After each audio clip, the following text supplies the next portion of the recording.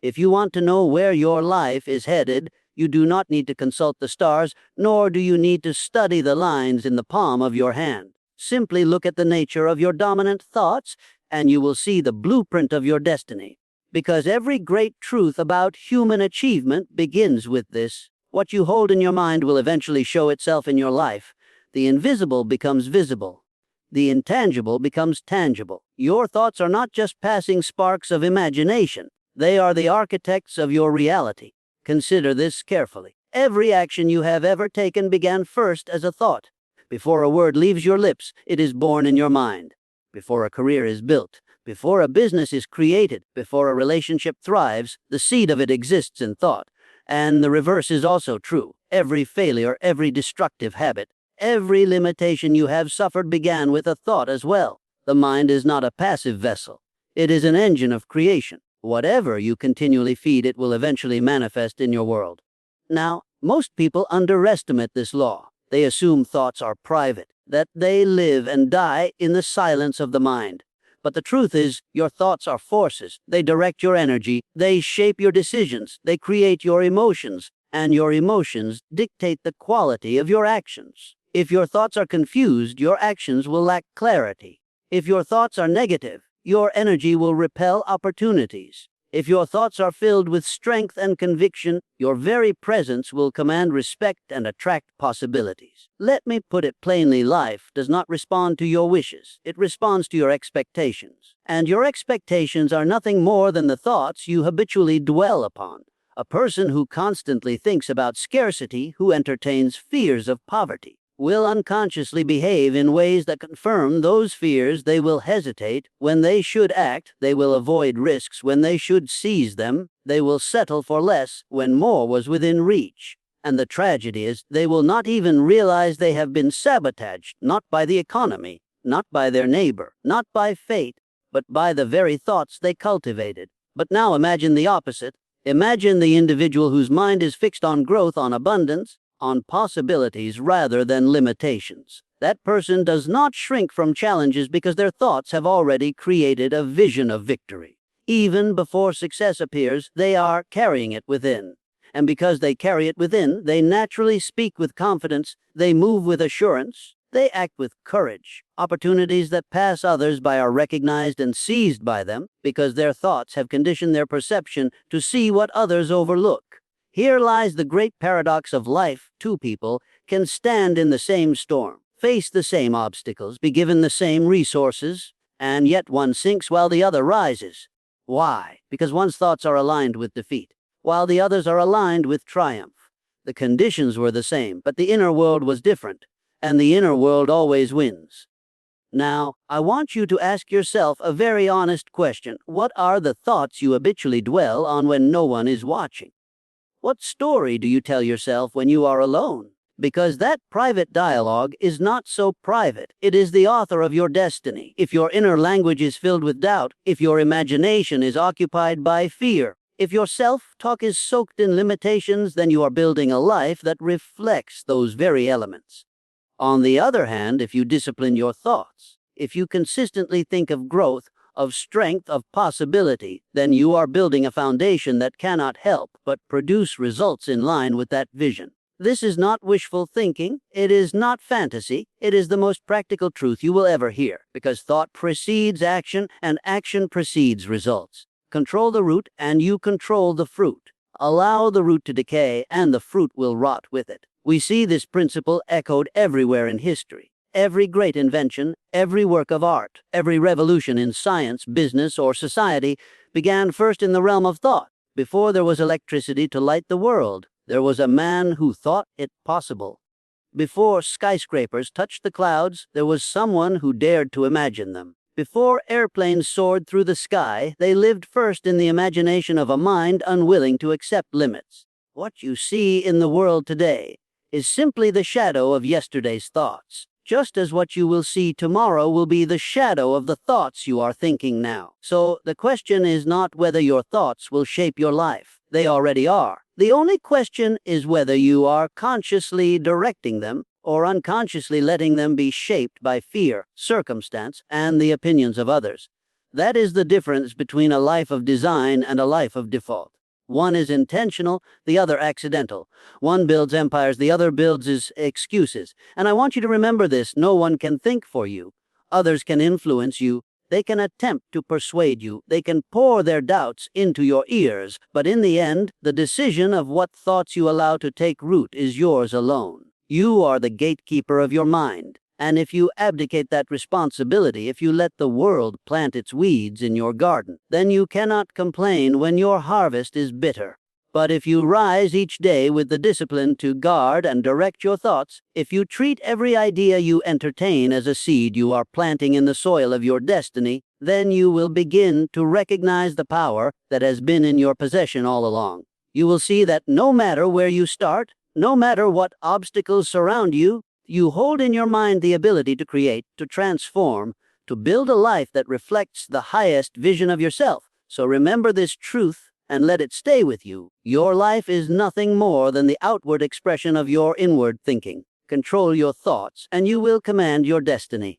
Neglect your thoughts, and you will drift wherever the current of life carries you. The choice is yours, and it begins in the silence of your mind. Closing statement. What you continually hold in your mind will shape what you continually hold in your hands. Choose your thoughts wisely, for in choosing them, you are choosing your future. If thoughts are the architects of your reality, then you must treat your mind as the sacred ground upon which the foundation of your life is built. And like any sacred ground, it must be guarded, because the truth is this: your mind will always grow something. The only question is whether it will grow weeds of fear, doubt, and weakness, or crops of courage, strength, and vision. You cannot plant corn and expect roses. You cannot plant negativity and expect joy. The soil does not discriminate. Whatever you plant, it multiplies. This is why guarding your mind is not a casual suggestion. It is a duty. Too many people treat their minds as open fields, allowing anyone and anything to dump seeds upon them. Gossip, cynicism, fear-driven news, small-minded conversations, all of it enters unchecked. And then they wonder why they feel anxious, hopeless, or unmotivated. They blame fate, bad luck, or difficult circumstances, when in reality, they have simply failed to protect the very source of their destiny, the inner garden of thought. You must begin to think of your mind as a fortress. A fortress has gates, and gates are controlled by guards. Not everything is allowed to enter. You decide what enters and what is turned away. Every thought, every word you hear, every image you consume, every opinion you entertain, it is either an ally or an intruder. And the tragedy of most lives is that people allow intruders to march freely into their most sacred territory without resistance. Let me illustrate this with something you have likely experienced. Have you ever spent time around a person who is constantly negative? Someone who complains endlessly, who sees problems in every solution, who finds fault in everything. When you leave that conversation, notice how you feel. Their energy has planted something in you, seeds of doubt, discouragement, irritation. Without realizing it, their weeds have been thrown into your soil. And unless you recognize it and uproot it immediately, those weeds will take root, grow, and begin to choke out the life of the stronger thoughts you were cultivating. Now imagine the opposite. You spend time with someone who speaks with faith, who sees possibilities where others see barriers, who encourages you to rise higher. When you leave their presence, you feel uplifted, hopeful, motivated. Why? Because they have planted seeds of courage and confidence in your mind. And if you continue to water those seeds by thinking on them, repeating them, believing in them, they will grow into a harvest of strength. This is the power of influence. And this is why you must guard your mind carefully, because not every voice deserves to be heard within your gates. Not every book deserves to be read. Not every conversation deserves your participation. Not every piece of information deserves to occupy space in your mind. You must become ruthless about protecting the quality of what enters, because what enters will eventually shape what comes out. The world today is full of distractions competing for your mental gates. Every day, advertisements, headlines, social media feeds, conversations, all are trying to plant something in you. And here lies the danger. If you do not consciously guard your mind, you will unconsciously absorb whatever is thrown at you. And the mind, being fertile soil, does not reject, it receives. It will grow whatever is planted. If you allow fear-driven messages to enter unchecked, you will begin to think fearfully. If you allow doubt-filled voices to occupy your attention, you will begin to hesitate. If you constantly consume negativity, you will eventually live negativity. Guarding the gates of your mind requires awareness and discipline. You must ask yourself in every interaction, does this strengthen me or does it weaken me? Does this conversation feed my vision or does it starve it? Does this piece of information move me closer to growth or does it poison my confidence? If it does not serve your growth, it has no right to enter.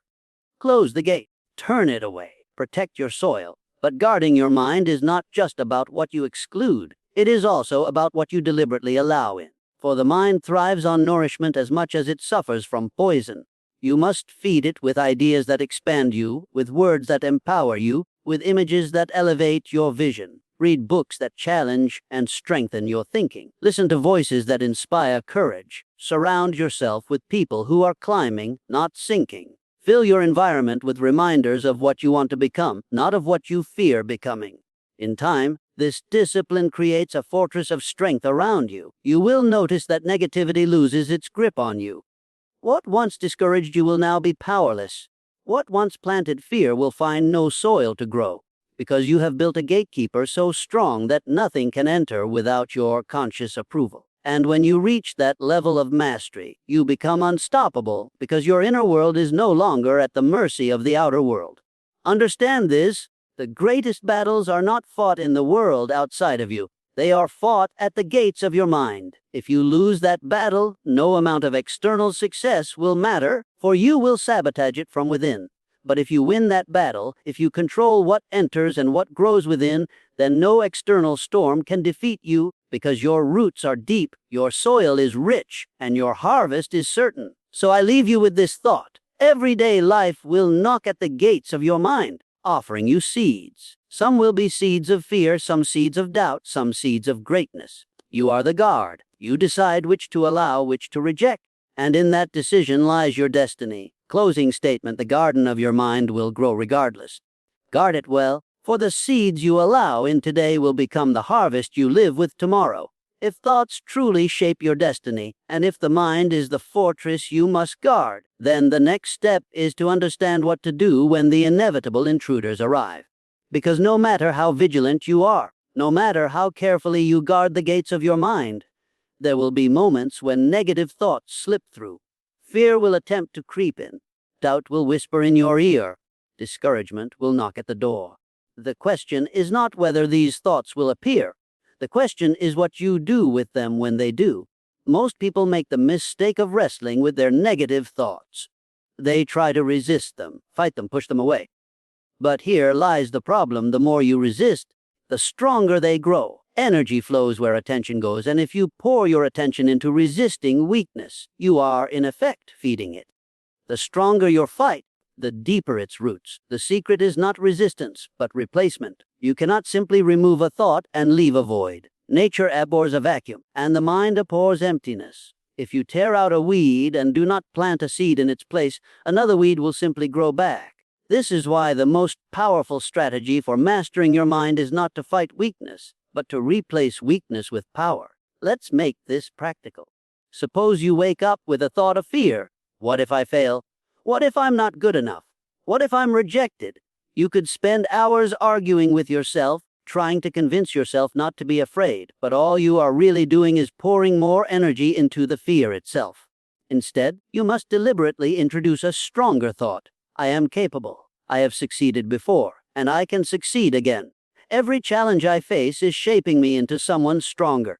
By consciously planting this thought, you shift your inner energy.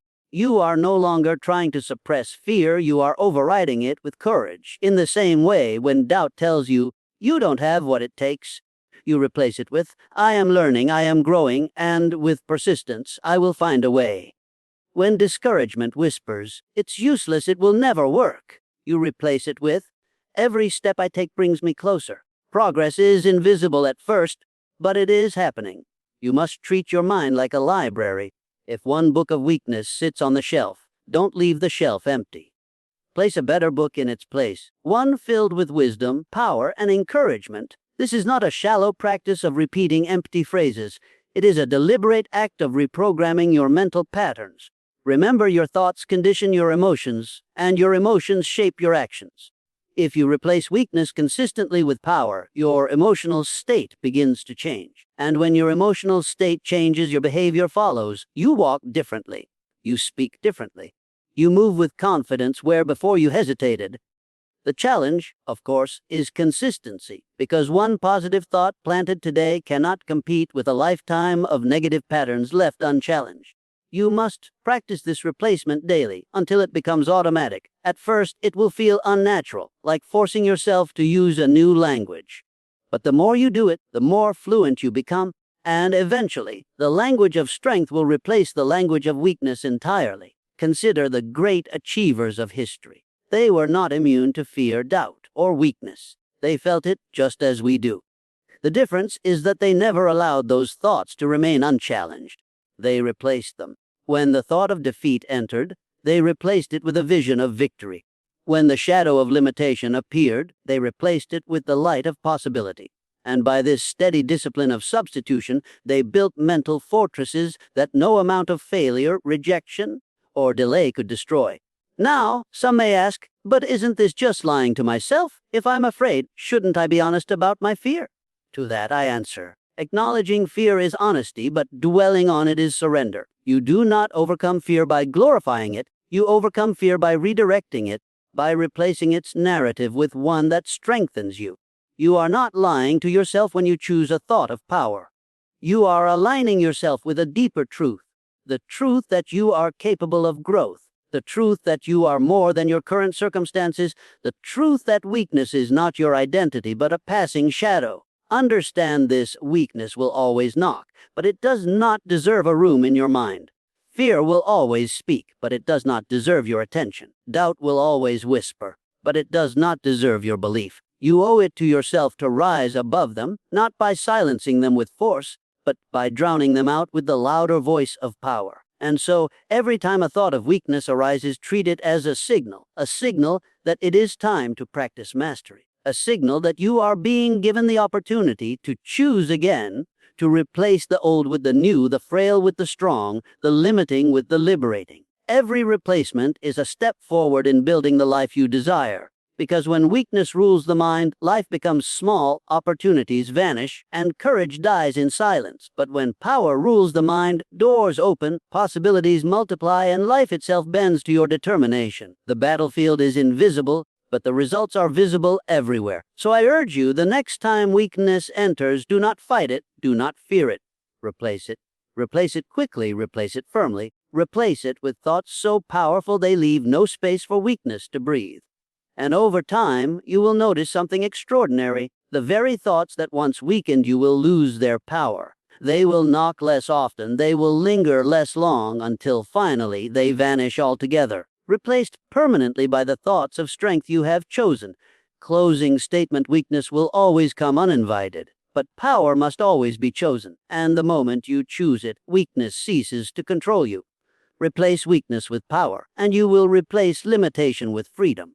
If replacing weakness with power gives you strength, then learning to focus that strength is what creates transformation. Because raw energy scattered in every direction will never produce greatness. A magnifying glass can take the diffuse light of the sun and set fire to paper, but only when it is concentrated. In the same way, your mind, your talents, your actions may be powerful, but if they are spread too thin, they will never ignite the kind of fire that changes your life. Focus is the instrument that turns potential into reality. It is the channel through which your thoughts, guarded and strengthened, flow into results. Without focus, you are like a river flooding the land, powerful but directionless. With focus, you are like that same river guided into a channel, turning turbines, generating power, lighting cities. The difference is not in the water.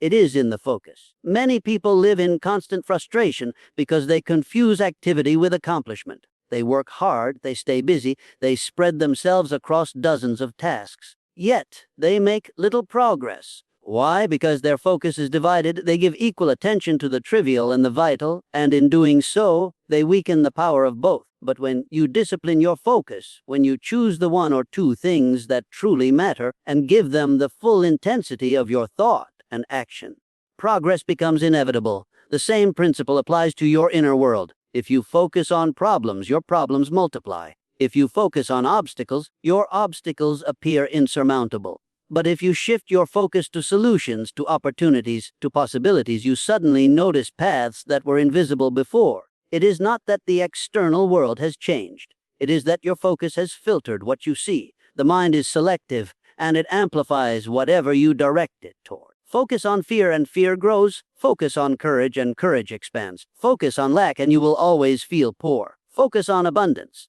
and you will find resources where others see none. This is not philosophy for the sake of theory. It is lived reality. How many times have you bought a new car or noticed a new style of clothing and suddenly you see it everywhere? It is not that the world has suddenly changed. It is that your focus has tuned your mind to notice what was always present. Life operates the same way. Focus is the lens that determines what you see, what you miss, and ultimately what you act upon. But here is the difficulty: we live in a world designed to scatter focus. Every day, countless distractions compete for your attention. Notifications, conversations, news headlines, trivial obligations, all pulling you in different directions. And if you do not master your focus, the world will master it for you. You will live reacting rather than creating. You will live responding to the urgent instead of pursuing the important. And in time, you will look back and realize that your energy was poured into things that never truly mattered. To focus is to reclaim your power. It is to decide with clarity what deserves your attention and what does not. It is to cut away the unnecessary and channel your energy into the essential. And it is not merely about external tasks. It is about your inner dialogue. Where is your attention dwelling right now? Are you focused on the past, replaying regrets that cannot be changed? Or are you focused on the present, building the only moment that truly exists? Are you focused on what others think of you, which you cannot control, or on who you are becoming, which you can? Every transformation begins with this shift of focus. A person who focuses on their weakness will always feel small, but a person who focuses on their strengths will expand them. A person who focuses on failure will hesitate to try again, but a person who focuses on the lesson hidden within failure will rise stronger. Focus is choice, and choice is power. Now, it is important to understand that focus requires discipline. The human mind left undirected is like a restless child, jumping from one thing to another. It seeks novelty, distraction, and instant gratification. This is why many never experience true transformation. They cannot hold their attention long enough on one vision, one purpose to see it through. They plant a seed, but before it can grow, they abandon it for another. They dig up their garden before the harvest arrives. And then they wonder why nothing blossoms. The truth is, anything of greatness, whether a career, a relationship, a vision, or a personal transformation, requires sustained focus. The oak tree does not appear overnight. It grows because it is rooted in the same soil, nourished by the same sun, season after season. Your vision is the same.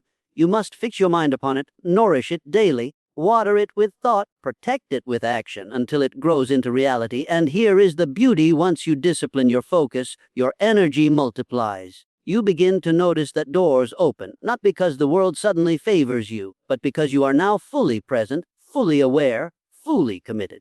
Your scattered energy once diluted your power. Now your focused energy magnifies it. And with that magnification, you become a force that cannot be ignored. Think of the great leaders, the innovators, the dreamers who reshaped the world. What did they possess that others did not? Not necessarily more intelligence, not necessarily more resources, not necessarily better circumstances. What they possessed was focus, a single-minded devotion to an idea, a determination to hold their vision in mind long enough for it to materialize. While others were distracted, they were concentrated. While others shifted with every wind, they remained anchored. And in time, their focus transformed not only their own lives, but the lives of countless others. You may not be asked to change the world, but you are certainly called to change your world. And that begins with focus. Ask yourself, what am I giving my mind to each day? Where is my energy flowing? Am I scattering it on trivialities, or am I directing it toward the vision I desire? Because whatever you feed with focus will grow, and whatever you starve of focus will wither. So do not underestimate the power of this law. Guard your mind, replace weakness with power, but then take the next step, focus it. Hold your vision steady, feed it daily, and watch as it transforms from thought to reality. Closing statement. Energy flows where attention goes. Focus it on fear, and fear will rule you. Focus it on vision, and vision will guide you. The power to transform your life lies not in doing more, but in focusing more. Choose wisely where you aim the lens of your mind, for that is the world you will create. There is a voice within you that speaks louder than all others. It follows you wherever you go. It whispers when you wake. It echoes when you lie down. It comments on every success, and it criticizes every mistake. It is the voice inside your own head. And here is the truth: until you discipline that voice, you will never discipline your life. The inner voice is the constant companion of every human being. But for most people, it has become an untrained critic rather than a wise guide. It speaks in tones of doubt. You're not ready. You don't have what it takes. Others are better. You will fail. And because it speaks in your own voice, you believe it. You mistake the echo of fear for the sound of truth. And in doing so, you hand over your power to an illusion. Think about this carefully. No enemy on the outside can defeat you as quickly as the voice on the inside. External obstacles can be overcome with strategy, effort, and persistence. But an undisciplined inner voice sabotages you before the battle even begins. You retreat before you fight. You hesitate before you act. You shrink when you were meant to rise. But the same voice, when disciplined, becomes your greatest ally. Imagine if instead of tearing you down, your inner voice lifted you up. Instead of focusing on weakness, it reminded you of strength. Instead of magnifying fear, it spoke words of courage. That voice would not only change how you feel, it would change how you live, because the dialogue you hold with yourself shapes every decision, every risk, every opportunity you embrace or reject. The question, then, is how do you discipline this voice? The first step is awareness. Most people are not even conscious of the conversations happening inside their own minds. They live on autopilot, repeating old scripts that were planted in childhood, shaped by environment, absorbed from others. And these scripts are often full of limitations. Until you begin to listen consciously to what your inner voice is saying, you cannot change it. Awareness is the beginning of mastery. Once you become aware, the next step is interruption. When the voice speaks in weakness, "You can't do this. You will fail. It's impossible." You must not let the thought finish its sentence. Interrupt it. Refuse it. Speak back to it, not with silence but with strength. Say to yourself, "No, that is not my truth. I am capable. I am prepared. I will rise to this." By doing this, you begin to train the voice, just as you would train a wild horse to obey its rider. But interruption alone is not enough. As with thoughts, the inner voice must not only be silenced, it must be replaced. Train it deliberately to speak the language of power. Repeat to yourself words of courage, affirmation, conviction. This is not empty repetition. It is mental conditioning. Just as an athlete trains the body with repetitions, you must train the mind with affirmations until strength becomes its natural language. Understand, however, that discipline does not mean denial. A disciplined voice does not pretend obstacles do not exist. It acknowledges them, but it interprets them differently. The undisciplined voice says, "This is too hard. It cannot be done." The disciplined voice says, "This is hard, but I am growing stronger. This challenge will shape me into someone more capable." The obstacle remains the same, but the meaning changes. And meaning is everything, because the story you tell yourself determines whether you stop or continue, whether you give up or press on. You have experienced this in your own life. There have been times when you spoke words of defeat to yourself and your body followed. You felt weaker, slower, incapable. And there have been times when you spoke words of power, maybe before an important task, a competition, a risk, and suddenly your body responded with energy you did not know you had. Nothing in the outside world changed. What changed was the inner dialogue. This is why I say your inner voice is the thermostat of your life. It sets the temperature. If it is set low, you will never rise beyond mediocrity. If it is set high, you will find ways to match it. And here is the incredible truth: you control the setting. No one else can adjust it for you. Others may try to influence you, but only you decide the language your inner voice will speak. Do not underestimate the power of this discipline. A single word from your inner voice can change the course of your day. A consistent inner dialogue of strength can change the course of your life. Think of the great men and women who achieved extraordinary things. Do you imagine their inner voice was filled with doubt and defeat? No. They trained it. They commanded it. They made it speak in faith, in vision, in courage, until their entire being aligned with that message. And you can do the same.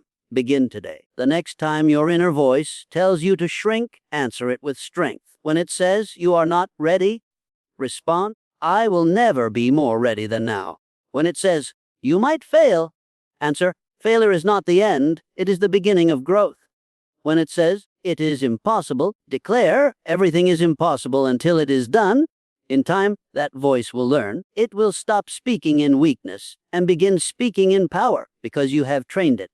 And when that happens, something extraordinary occurs. You no longer live as a prisoner of fear, doubt, or limitation. You become self-directed, self-commanded, self-mastered. The world outside may shake, storms may rise, critics may speak, but your inner voice will remain steady, unshaken, commanding you forward. That is true freedom. Closing statement, discipline the voice within, and you will command the life without.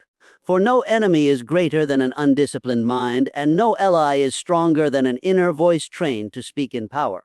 Up to this point, we have explored the power of thought, the discipline of guarding the mind, the replacement of weakness with power, the necessity of focus, and the training of the inner voice. But all of this comes together in one final principle. You must learn to live in your vision, not in your circumstances. Because circumstances are temporary, but vision is eternal. Circumstances are the reflection of yesterday's thoughts, but vision is the seed of tomorrow's reality.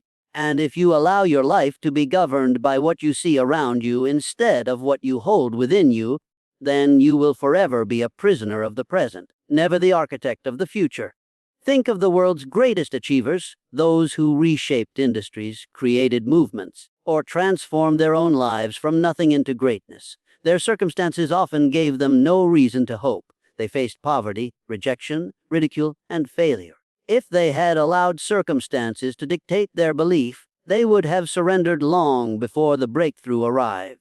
But they carried a vision within that was stronger than the facts before them, and that vision became the compass that guided their every step until circumstances had no choice but to yield to it. This is the distinction you must make, the difference between fact and truth. The fact may be that your circumstances are limited, your resources are scarce, your opportunities appear few. But the truth is that within you lies the power to grow, to create, to expand beyond those limits. The fact is temporary, the truth is eternal. And when you live by vision, you align yourself with truth, not with fact. Most people do the opposite. They live inside their circumstances. They look at their current situation, their income, their environment, their failures, and they allow those conditions to shape their thoughts, their emotions, their decisions. They are like a person staring into a mirror and expecting the reflection to change without first changing themselves. They do not realize that circumstances are not causes but effects. They are not masters but servants. They are not permanent walls but temporary shadows. And yet, by giving them the authority of truth, people remain bound by them, never realizing they had the power to rise above them all along. To live in vision is to reverse this order. It is to say, though my circumstances say one thing, I will choose to think, to speak, to act as though my vision is already real. This is not self-deception. It is self-direction. It is the recognition that everything created by human hands first existed in the imagination. The airplane existed in vision before it existed in fact. The skyscraper existed in vision before it touched the sky. The cure existed in vision before it was discovered in reality. And so it is with your life. Whatever you hold in vision consistently and with faith will eventually take form in circumstances. But here lies the challenge. Vision requires persistence, because circumstances will always test it. There will be days when nothing changes, when your vision feels far away, when progress is invisible. These are the moments that separate the ordinary from the extraordinary. The ordinary give up, allowing the weight of circumstances to crush the seed of vision. The extraordinary persist, holding their vision steady until the invisible becomes visible. And in time, what once looked impossible becomes inevitable. You see, living in vision does not mean ignoring reality. It means refusing to be limited by it. It means acknowledging your circumstances but never surrendering to them. It means using them as raw material, not final verdicts. A sculptor looks at a block of stone and sees the finished statue within. Others see only a rock. The sculptor's vision guides his chisel, and with every strike, the stone begins to reveal what he has already seen. Your circumstances are the stone. Your vision is the statue. Without vision, you see only limits. With vision, you see the masterpiece waiting to be revealed. And there is another power hidden within visioning. It calls forth the resources you need. When you live by circumstances, you say, I will believe when I see. But when you live by vision, you declare, I will see because I believe. That shift of focus awakens creativity, attracts allies, and summons strength you never knew you possessed. Opportunities that seemed invisible before suddenly become clear. Ideas you never considered begin to emerge. Why? Because your mind is no longer chained to the present. It is living in the reality of the future.